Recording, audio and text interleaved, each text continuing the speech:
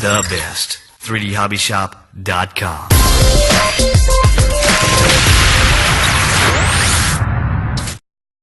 Is it on? Yep, we're going. Hey, welcome to another 3D clinic with Bone Doc, and this time it's Kevin IPS Motors behind the camera, so thanks a lot, Kevin. We're going to do a little bit about the giant scale stuff here, since some of our Kool-Aid brothers are starting to get into dabbling into giant scale.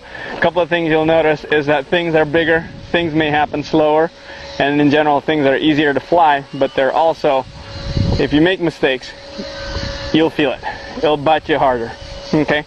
So always do a pre-flight routine. Make sure your aileron throw is correct.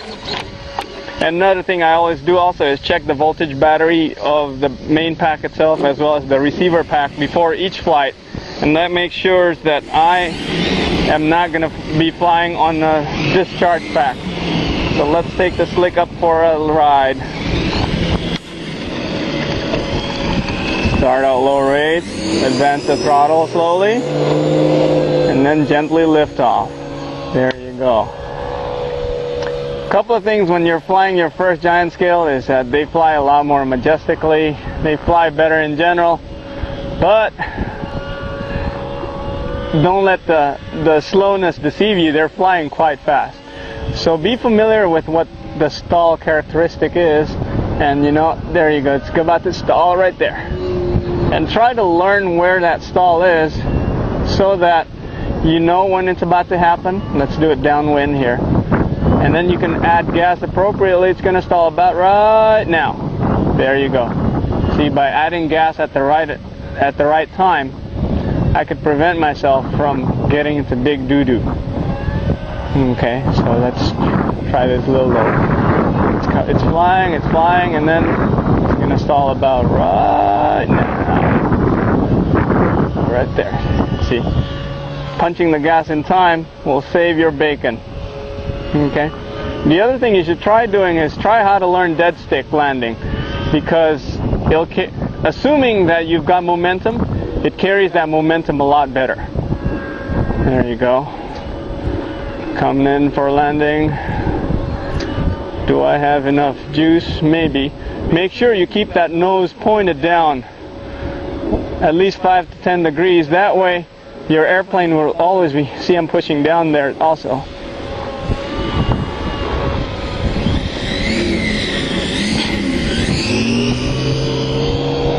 Okay. And make sure you still have that momentum, because if you don't, alright, let's see this, what happens. Let's say I lost it there. I try to keep the nose up. What you'll notice is the plane will lose a lot of altitude as well as speed, and it's going to be really hard to recover from this one, because by the time I need to flare up, then it's going to stall. See that? I have the benefit of having a throttle to come out of it. Okay.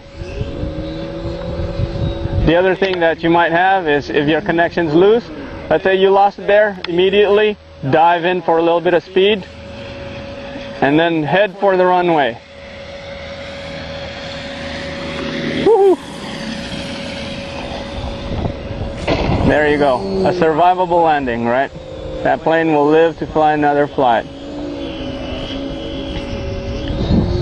So at the moment, let's say you're doing some kind of a maneuver, spin, roll, whatever, and then all of a sudden you realize, oh crap, I don't have anything anymore. Point your nose down.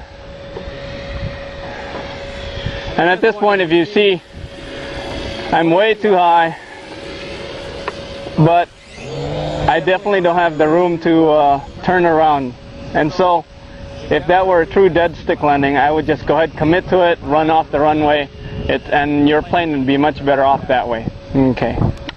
Now let's talk about regular landing. Since you have power with you, you always want to be modulating your throttle. Okay. If you're just starting out, I still recommend just a little bit of nose down to keep that airspeed up.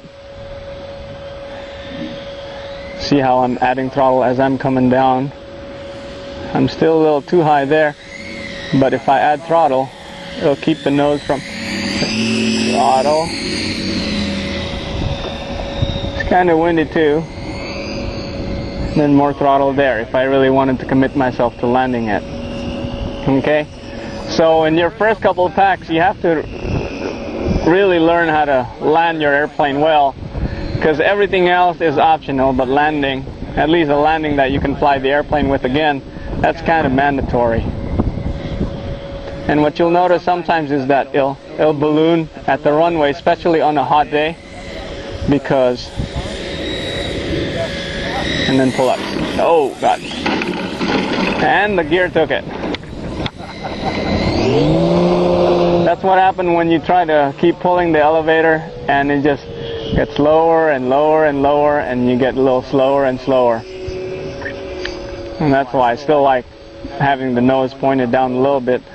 For most people, it just helps to remind them that they really should be flying with some amount of airspeed.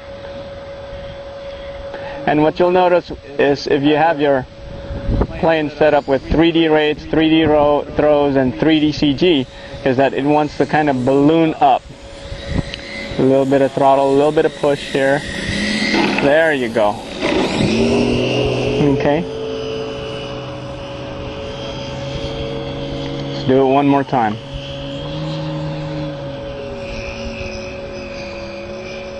Okay.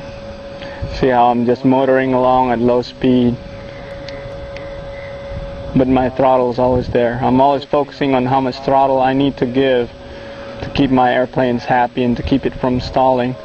And right now I'm kind of in the edge of stall already, so I need to be very vigilant about the throttle usage here. Put a little push here. There you go.